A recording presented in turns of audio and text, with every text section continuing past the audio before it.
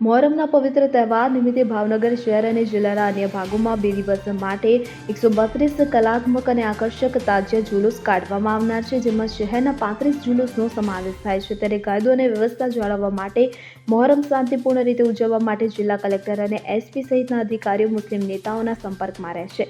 વાર્ષિક પરંપરા મુજબ આ વર્ષે પણ મુસ્લિમ સમુદાયના પવિત્ર તહેવાર મોહરમ નિમિત્તે ભાવનગર શહેરમાંથી 35 સહિત સમગ્ર ભાવનગર જિલ્લામાંથી 132 કલાત્મક અને આકર્ષક તાજિયા જુલુસ કાઢવામાં આવશે।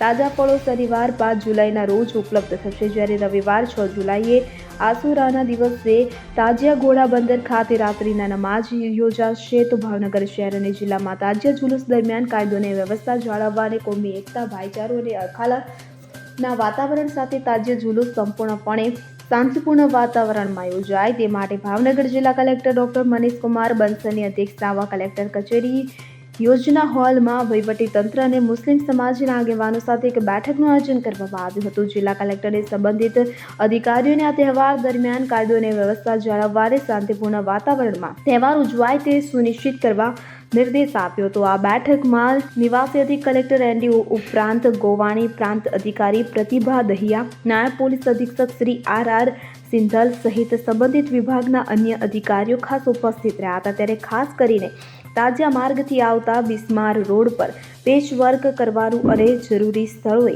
લાઇટિંગની વ્યવસ્થા કરવાનું સૂચના આપવામાં આવી હતી। રુસ્તમ શેખ સાથે સેન 24 ન્યૂઝ ભાવનગર।